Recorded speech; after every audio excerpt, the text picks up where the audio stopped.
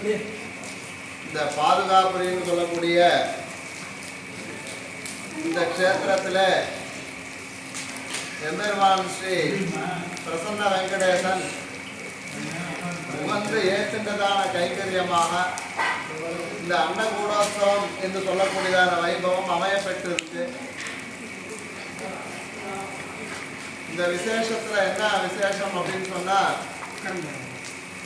நேற்றைக்கு சாயங்காலம் ஆரம்பித்து விசேஷ பாராயணங்களோட மகாசாந்தி ஹவனம், இன்றைக்கு காலையில அதே போல மகாசாந்தி ஹவனம், இந்த ரெண்டும் இங்கே பூர்த்தியாக எம்பெருமான் உகந்து ஏற்றுந்தான்.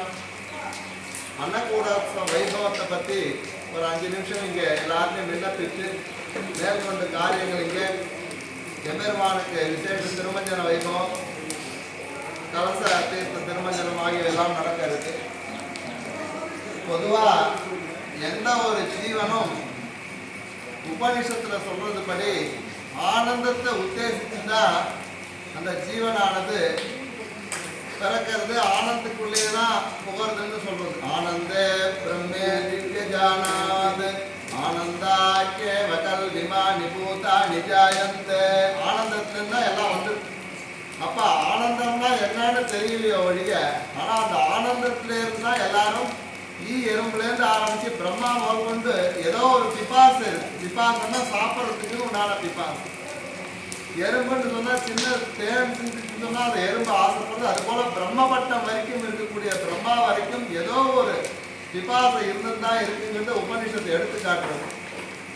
இப்படியெல்லாம் இருக்கும் பொழுது அன்னத்தை படைச்சுட்டா அதுக்கப்புறம் இந்த உலகத்துல எல்லா பிராணிகளையும் படைச்சு ஏன் அப்படின்னு சொன்னா, அன்னத்தை படைச்சிட்டு ஏன் பகவான் இப்படி படைக்கணும் அப்படின்னு சொன்னா, எந்த ஒரு ஜீவனும் பிறந்தவனே குவான் பாலுக்கு தானே கத்தணும். அப்ப பசிங்கிறது எல்லாருக்கும் இருக்கக்கூடியது, அதுக்குன்னு இல்லை.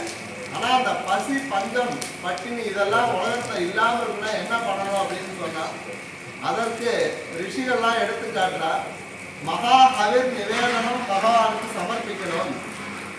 ஏதோ ஒரு காலத்துல பெருமாளுக்கு உகந்த நட்சத்திரத்திலேயோ அல்லது ஒரு சுபதினத்திலேயோ எல்லா ஜனங்களையும் ஒன்று கூட்டி பகவானுக்கு மகா ஹவிர் நிவேதனம் சமர்ப்பிக்கணும். இதற்கு அன்னகூடோத்சவம்னு பேர். இந்த அன்னகூடோத்சவம்னா என்னன்னா, அன்னத்தை கூடம் போல அமைச்சு அதை பகவானுக்கு கண்டறியும் போது என்ன ஆகுதுன்னா, ஒரு அப்ராகிருதமான ஒரு பிரசாதத்தினுடையதான அந்த சாநித்தியத்துல எல்லாருக்கும் எங்கெங்கெல்லாம் பஞ்சம் பட்டினி யாரும் இருக்கக்கூடாது.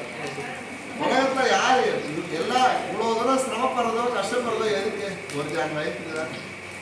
அப்ப ரிஷிகள்லாம் அதை எடுத்து காட்டுறா. பிரத்யேகமா பிரதிஷ்டையில ஆகட்டும், மற்ற உற்சவங்கள்ல ஆகட்டும், எதுல ஆகட்டும், பகவானுக்கு எது பண்ணாலும் தலிகை சமர்ப்பிக்கணுங்கிறது பகவான். நிவேதனம்னா என்ன அர்த்தம்னா, நிவேதனம்னா எனக்கு இந்த மாதிரி உணவு கிடைச்சது பகவானே, ஏ பிரபு எனக்கு இந்த மாதிரி ஆகாரம் கிடைச்சது, இந்த ஆகாரத்தை நான் சாப்பிட போறேன், நான் தான் சாப்பிட போறேன், ஆனா அதை உனக்கு நிவேதனம் பண்ண அதை அறிவிக்கிறேன்னு அர்த்தம். அந்த வார்த்தை கரெக்டான சினானிம் என்னன்னா அறிவித்தல்.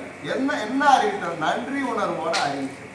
இந்த பிரபு இந்த எனக்கு கை கால் கொடுத்து சாப்பிட்றதுக்கு கொடுத்து சாப்பிடணுங்கிற எண்ணத்தை கொடுத்து அதில் டேஸ்ட்டை கொடுத்து ஒவ்வொரு இந்திரியத்துக்கு ஒரு சுவையை கொடுத்து எல்லாம் கொடுத்து என்னை வச்சிருக்கே, அதுக்கு ஒரு நன்றி. நான் வேற என்ன பண்ண போறேன்?